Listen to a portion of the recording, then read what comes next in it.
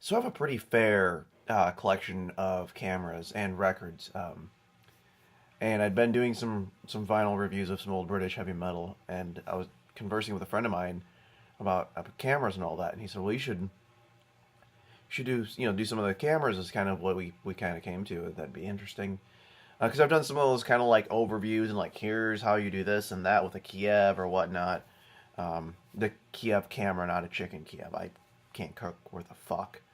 But right into it, I'm gonna go into, and I feel like I should do some sort of like one of those History Channel accent things.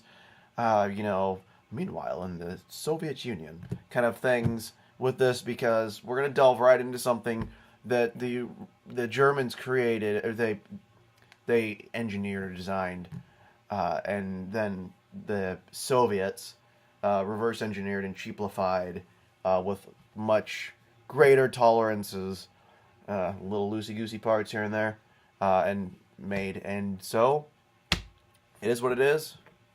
The Zorki 1, or the counterfeit Leica, some people call it. And, so I just want to touch on this right away. The ones that people do forge into Leicas knowingly to rip off people, I think that's fucked. And it sucks for the people that get screwed over. But if there's people out there who are like, hey, I want a Leica, but not Leica prices, I want it to look like a Leica, and I'm going to use it once and put it away. Fuck, buy the counterfeited shit, whatever. But honestly, for me, I would rather have one that's authentic. It just got a vibe to it, that behind the wall kind of thing. This one is an early 50s. I can never remember if this is a 52 or 3. I guess this is before the serial numbers made that easy to figure out. But of course, it's got the collapsing lens, so you can, because it's a pocket camera. Also, your rewind button on top.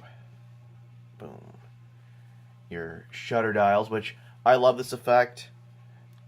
That as you turn it, that turns, and then you release it. Someone told me once I shouldn't do that with this camera. I shouldn't advance and dry fire it. And I'm sure this will blow up now on the YouTube comments, but I can understand why you can't advance this and then set the shutter speed how it breaks it, because that's the thing. If you go out and buy one of these, always, always, always, always, always, always cock it before you set the shutter speed, or you will fuck your camera up. You will break it. You will destroy history. You are terrible. Cock your camera, then set the shutter speeds. Why wouldn't you do it that way? So yes, with that is a thing. And then I always did kind of enjoy the process with it of, the whole, you kind of have to lift up the shutter dial to move the setting on it. And it's got, like people go nuts over how quiet the shutters are. This sounds like hedge clippers. I'll get it real close to the microphone here for you. Yeah, that hedge clipper sound. Love it. The viewfinders, let's talk about that. And we'll kind of talk about the whole thing with the rangefinder bit too. So what I'll do is, being that I'm a lazy ass, I'll just, because I have this collection of cameras, right? And I'm filming this on a MacBook Pro. I'll just stick my iPhone through the viewfinders to kind of give you a view of what you will get shooting this, because there's not much of a finder. But of course you have 3 windows here on the front. And then your first one here is your framing finder. It's about a 50 millimeter equivalent. Let's see if we can get it up on you. Kind of. If you want to see what my forehead looks like, then there's a focusing finder. Focusing patch is round, yellowish in this camera. A little bit off center because Soviet Union. But then focusing is real simple.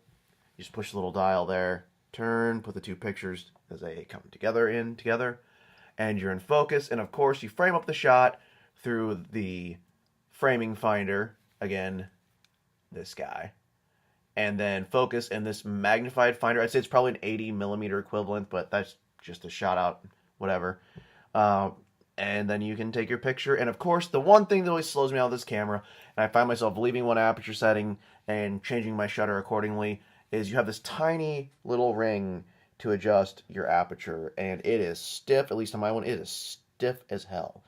So there's that. The film loading process on this, go Google it. I could explain it, but it would take some time, and I don't have film in front of me to cut, really. So I have no film that isn't in a camera right now.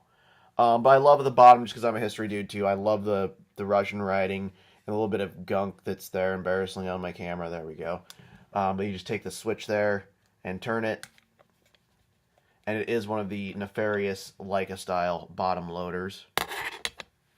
Then you have your take-up spool in there, which this one's actually in really good shape. It's got a nice little hook on it, catch film, but put that in there. Then the cover goes back on, a little indent for it to catch on. Oh, there we go. Sets in, voila, and it's back to shooting. So overall, you know, and then also beware, this does not have a 1/4-20 bottom, but there are adapters you can get for these old style cameras. Rewind knob, pretty simple there. Pull it out for your convenience. Overall, these are darker finders. You know, this is a slower camera to use, but if you want to enjoy the process and you're just getting into it, don't want to dump a whole bunch of money, but want to have a really fucking fun experience, a really cool experience, and really get yourself balls deep into there, pick one of these up. I think they run like 100, 120 now for one in all right shape. Really kind of take a look at them. There's all kinds of things out there about how to fix them if they're fucked up. Also, I want to talk about this too. One thing I thought was really nifty is mine came with the original camera condom, the Never Ready case, as I call them, Ever Ready case. Never Ready case. But great Russian leather, smells good. Mine was a little worn out. I had to kind of fix up some of these seams. And then what's cool with mine is you don't see this much anymore, is the index card to write down your shutter settings is there. And then there's also some writing here. I'll hold this card up if any of you can read that and translate it for me. That would be greatly appreciated. So that's all I got for you. We're going to have a couple shots coming up of one looking through. The first one will be looking through the framing finder, and then we'll look through the focus finder. And again, it's kind of a shot. You just look through there, but it'll give you some idea of the magnification and how dim these damn finders are.